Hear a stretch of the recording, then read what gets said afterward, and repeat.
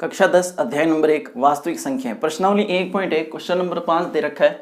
जांच कीजिए कि क्या किसी प्राकृत संख्या n के लिए संख्या 6 की घात n अंक 0 पर समाप्त हो सकती है क्या। सबसे पहले क्वेश्चन को समझते हैं। एक संख्या दे रखी है जिस पर 6 की घात लगी हुई है n के बारे में कहा वो प्राकृत संख्या हो सकती है। हमने कुछ प्राकृत संख्या n की जगह रखी, 1 रखा, 2 रखा, 3 रखा, 4 रखा। अब हम इनके मान निकाल के देखेंगे और चेक करेंगे कि क्या वो 0 पर समाप्त होगी क्या, यानी उसका इकाई का अंक 0 होगा या नहीं होगा। जैसे 6 की घात 1 6 बनेगा, 0 पर समाप्त नहीं हो रहा। 6 की घात 2 36 बनेगा, वो भी 0 पर समाप्त नहीं हो रहा। 6 की घात 3 216 बनेगा, उसमें भी 0 नहीं है। ये आएगा आपके 1296, उसमें भी 0 नहीं है। यानी ये संख्या तो 0 पर समाप्त नहीं होगी। तो पता करें ऐसी कौन सी संख्याएं हैं जो 0 पर समाप्त होती हैं और उनमें ऐसी क्या क्वालिटी है। जैसे सबसे छोटी संख्या है 10। अब 10 के अगर मैं गुणनखंड करूं तो 2 × 5 आएगा। ठीक साहब। 20 के करें इसी तरह, क्योंकि 20 भी तो 0 पर समाप्त हो रहा है, तो 2 × 5, 2 दूनी 4, 4 पंजे 20। 30 के भी करके देखते हैं, 2 × 3 × 5। 40 के करें, 2 × 2 × 2 × 5, 2 दूनी 4, दूनी 8 पंजे 40। 50 के करें, 2 × 5 × 5, 5 का 5 से 25, 25 का डबल 50। अब ये सारी संख्याएं 0 पर समाप्त हो रही है। पता करें इनमें ऐसा क्या खास है जो इसमें नहीं है।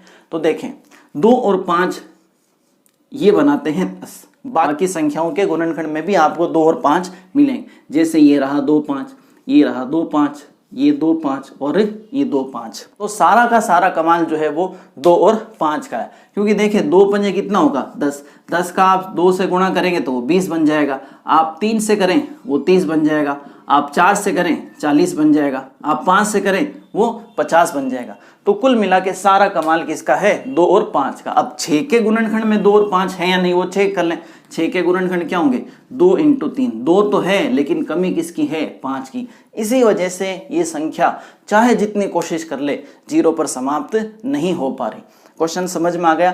अब इस चीज को लैंग्वेज को रूप में लिखना है। चलें लिखते हैं। 6 की घात n अंक 0 पर समाप्त हो सकती है, समाप्त हो सकती है यदि उसके अभाज्य गुणनखंड, यदि इसके अभाज्य गुणनखंड में 2 व 5 शामिल हों। 2 और 5 क्या हों शामिल हों, क्योंकि सारा कमाल 2 और 5 का है।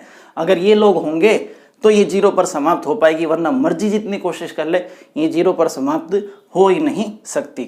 ये लिख दिया। अब चेक करें कि ये इसके जो गुणनखंड है उसमें 2 और 5 शामिल है या नहीं। तो 6 के मैंने गुणनखंड निकाले, मुझे पता चला 2 और 3 आ रहे हैं, 5 तो गायब है। तो 5 के ना होने की वजह से ये संख्या 0 पर समाप्त नहीं हो सकती। तो अपना आंसर आ चुका है, ये संख्या 0 पर समाप्त नहीं होगी। क्यों?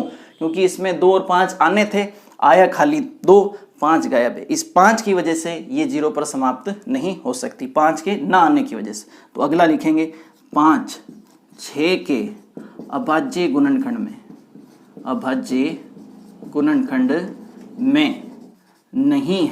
नहीं है। इसलिए 6 की घात जो n है वो अंक 0 पर समाप्त नहीं होगी। ठीक है, एक बार और देख लेते हैं। 6 की घात n अंक 0 पर समाप्त हो सकती हैं अगर इसके अभाज्य गुणनखंड में 2 और 5 हो। फिर हमने अभाज्य गुणनखंड करके देखे, 2 तो आया लेकिन 5 आने को तैयार नहीं था। उस 5 के ना आने की वजह से ये 0 पर समाप्त नहीं होगी। एग्जाम्पल से भी देखा। अब उसको आगे लिखेंगे 5 6 के अभाज्य गुणनखंड में शामिल नहीं है, इसलिए 6 की घात n अंक 0 पर समाप्त नहीं होगी। तो ये था आपके क्वेश्चन नंबर 5।